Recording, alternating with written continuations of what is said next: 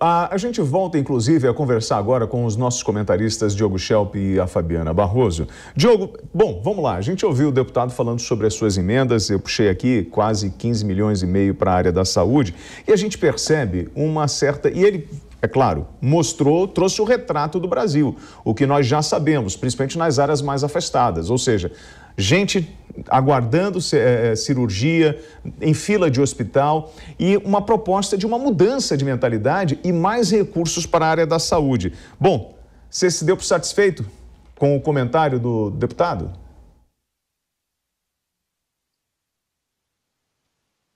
Diogo, eu não estou te ouvindo, acho que o teu microfone está... Agora sim, agora comecei a te ouvir. O que acontece nessa questão das emendas é que...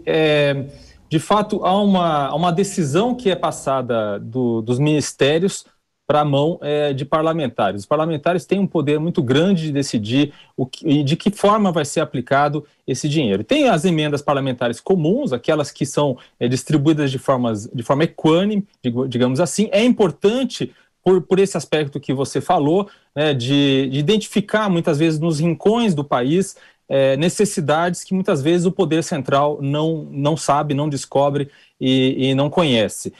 Por outro lado, quando a gente fala dessas novas emendas, as emendas de relator, chamadas de emendas de relator, que são 16 bilhões no orçamento desse ano, isso já começa a drenar, né, mais ainda da decisão dos ministérios em relação ao gasto que pode ser feito. Então, eu vou dar um exemplo aqui bastante prático. O governo do estado pediu, no ano passado, isso foi noticiado entre ontem e hoje, pediu ao governo federal ajuda para construir piscinões na região de São Paulo, onde houve agora esses desastres relacionados às grandes chuvas, e a construção de piscinões em Franco da Rocha, por exemplo. O governo federal disse que não tinha como ajudar nesses recursos por questões orçamentárias e que esse tema deveria ser abordado junto às emendas parlamentares, ou seja, devia se conseguir esses recursos junto às emendas parlamentares.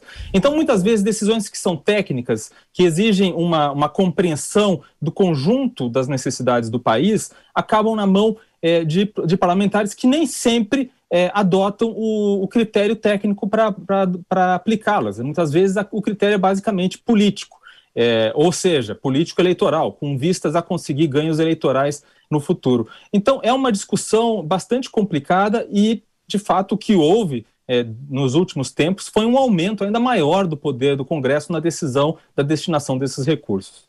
Fabiana Barroso, falando sobre as pautas que o Congresso deve ter como prioridades ainda neste ano, gostaria de saber a sua opinião.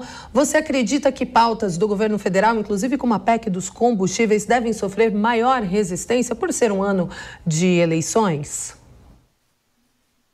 Kalina, a avaliação é que sim.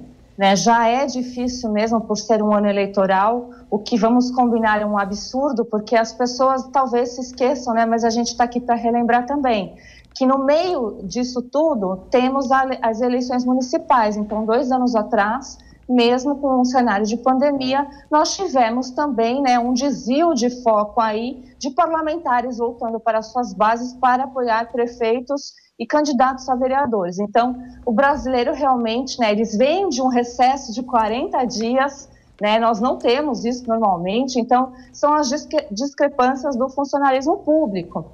Em relação às pautas, eu gostaria muito, mas muito, que andasse a reforma tributária. Existe também a reforma tributária, que até outro dia ele deu entrevista aqui para a Jovem Pan, uma reforma pertinente ao Luiz Felipe Orlando de Bragança, e eu achei interessante, uma das propostas tributárias que eu olhei e achei interessante. Essas outras que passaram e aqui o governo está colocando, tem seus pontos negativos e positivos e tem muita coisa para ser ajustada.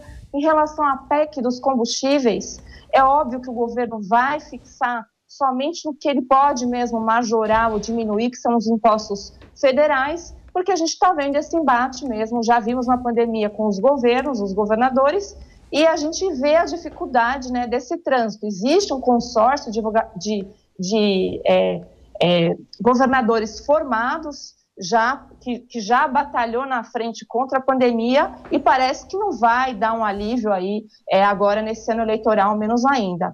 Em relação ao que o Diego comentou, eu concordo com ele e acho que o aspecto de tecnocracia, né, deveria realmente ser bem averiguado quando se trata de dinheiro público, porque em relação aos piscinões, que parece ser uma necessidade, eu não sei bem dizer, porque o São Paulo já tem, e teve lugares que melhorou, outros não surtiu efeito, mas de fato é que o João Dória pediu para o presidente Bolsonaro cerca de 43 milhões de reais.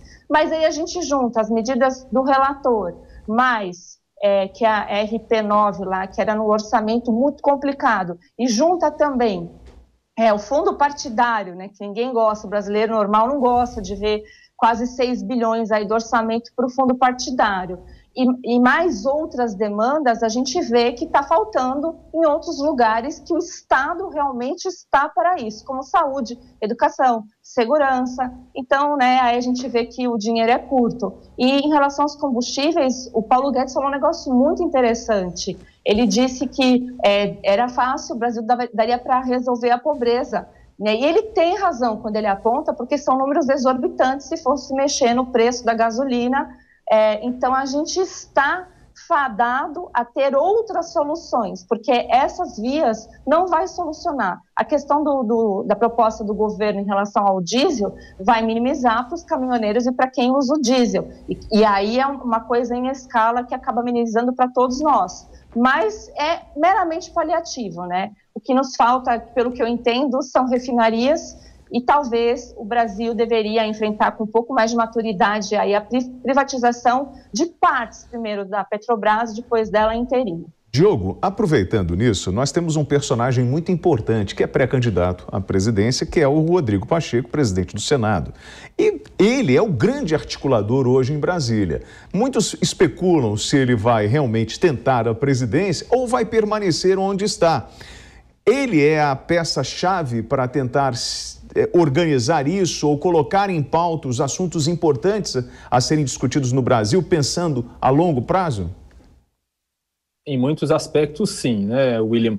Quando a gente fala sobre, por exemplo, esse embate entre o governo federal e os governadores, a gente pode lembrar que os governadores têm grande influência no Senado, mais influência do que, por exemplo, na Câmara dos Deputados.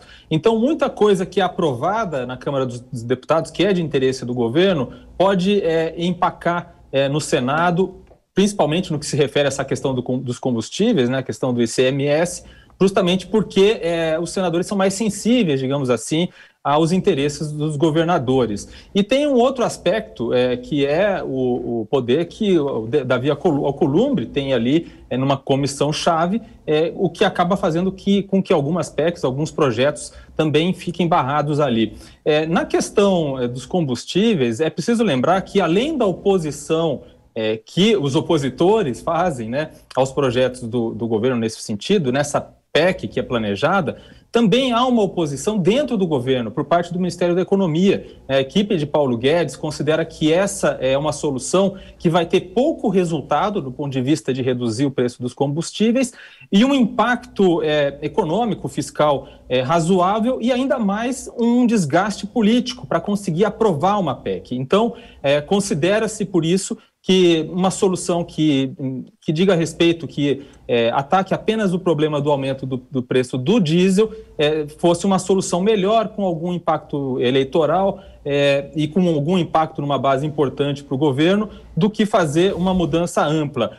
Por outro lado, o governo, por exemplo, não apoia esse projeto que é de relatoria do senador Jean Paul Prats, que é do PT, de fazer esse fundo regulador dos preços de combustíveis. A gente ouviu aí na entrevista o Ângelo Coronel falando que apoia esse projeto, mas que não considera que será uma solução definitiva. Ainda assim, é uma das tentativas, um dos projetos aí que está correndo e que pode vir a ser uma solução, apesar de, nesse caso, não ter o apoio do governo. Essa abertura do Congresso, essa abertura dos trabalhos, que contará aí com o discurso, provavelmente com a mensagem do presidente Jair Bolsonaro, ele deve trazer também outros temas que são caros a ele. A pauta conservadora, por exemplo, a pauta de costumes, que foi um tema que ele avançou pouco nos últimos anos, que foi muito cara à base que o elegeu, né, ou pelo menos uma parte da base que o elegeu. Isso ele deve colocar também, por exemplo, o projeto para que se faça a redução da maioridade penal, um projeto também para aumentar a flexibilização ainda mais do comércio de armas, a questão também do projeto de lei antiterrorismo, quer dizer, são vários temas que possivelmente, fazendo uma aposta aqui, o presidente deve citar nessa lista de prioridades que ele deve apresentar ao Congresso. Fabiana, Diogo estava falando sobre a PEC da maioridade penal, inclusive eu ia abordar este tema com você antes mesmo de ele falar, porque sempre foi a bandeira do presidente Jair Bolsonaro, antes mesmo de assumir o executivo. Você acha que, neste caso, este ano, isso pode desenrolar? Olha, Karina, o que a gente espera, né? Desculpa, realmente seria que ele conseguisse avançar, porque é uma pauta, quando fala de segurança pública, tudo que envolve segurança pública é caro mesmo para os brasileiros. O Diego está correto. E não é só uma demanda aí da base conservadora, não, mas é porque o brasileiro sente no dia a dia, né, os resquícios de uma lei, de um código penal muito antigo, e da questão da maioridade é importante enfrentar, sim, né? Afinal, adolescentes de 16 a 18 anos podem votar, mas não podem ser criminalizados, né? Então, é algo assim que fica uma lacuna na lei e algo um pouco que não cai muito bem. Eu acho difícil, embora o presidente queira avançar com essas pautas de costume, mas a gente sabe que a briga eleitoral e que a tendência e a pressão até do próprio Ministério da Economia e dos outros ministérios é para que se aprovem as reformas estruturais no Congresso Nacional. E essa pauta aí, então, ficaria para um segundo mandato se ele fosse reeleito. Tem também a questão das armas, que também tem a ver com segurança pública, porque o que é pregado é que ela seria utilizada para legítima defesa, então também isso fala muito alto entre a população rural, né, do Brasil, isso é uma necessidade, então, do agro, indiretamente, e aí a gente tem uma série de outras pautas de costume mesmo, mas que a gente já viu que talvez ficaria melhor para um próximo mandato, porque o presidente Bolsonaro não tem mesmo, como o Diego disse, membros ali do Senado para aprovar essas coisas, então fica faltando. Ele já enxergou isso e é por isso até que ele vai lançar, ele está se concentrando em nomes que ele vai apoiar para o Senado, para os governos estaduais também, e para manter também o pessoal aí da Câmara dos Deputados Federais. Então, são pautas caras, mas eu acho que vai ficar agora para 2023 mesmo. Eu queria te fazer uma provocação, Fabiana, vamos lá. Hoje, todo cidadão brasileiro tem direito a comprar uma arma desde que ele cumpra os pré-requisitos. Em função dos menores, da redução da maioridade cláusula pétrea, eu pergunto a você, o número de infratores justifica uma discussão dessa agora, na altura do campeonato? Nesses dois temas, nós já não estamos bem resolvidos? Você acredita que realmente nós precisamos de mudança estrutural? Ou nós temos outros assuntos mais importantes, como, por exemplo, a reforma tributária, que vai gerar recursos justamente para a gente atuar na área de educação, de segurança pública, de saúde? Então, Travassos, é algo assim que você tem que colocar na balança. Quem mora nas grandes cidades tem certeza absoluta que a segurança pública é algo que precisa ser enfrentado. Nós estamos sendo vitimados pelo excesso de violência, por excesso de crimes cometidos por menores e por também uma lei de execuções penais também que está completamente defasada, então progressão de regime, no Brasil o crime quando é atribuído e a pena lá colocada num tribunal de júri, estamos falando aqui de crimes graves, a gente já sabe que tem progressão, a gente já sabe os benefícios, é só discutir os benefícios em relação quando for menor, ao menor infrator, e quando for maior, ao meliante, né? Mas a gente não vê o que vai sanar mesmo a sociedade. E a sociedade, até por uma questão simples assim, mulheres que estão no trânsito, se fosse possível o porte de arma, da forma que a gente enxerga, talvez amenizasse a condição de você ser assaltado, porque a pessoa que viria te assaltar ia ficar na dúvida se você está portando uma arma ou não. Isso nós temos dados dos próprios Estados Unidos, que diz quando uma população é armada ou não, e a relação também da maioridade penal e de um Estado punitivista. Eu sou punitivista, eu sei que isso pode assustar, mas eu acredito que a pena, ela serve para, também ela age como prevenção de escalonamento de crimes. E o que nós temos, olhando para os dados reais do Brasil de hoje, o crime ele é escalonado. O que significa isso? Começa-se com algo muito pequeno e vai escalonando para a violência, e aí para esses crimes graves, que é preciso ter um controle. O Estado tem um papel fundamental nisso tudo. Desculpa te interromper, a gente vai para um giro de notícias.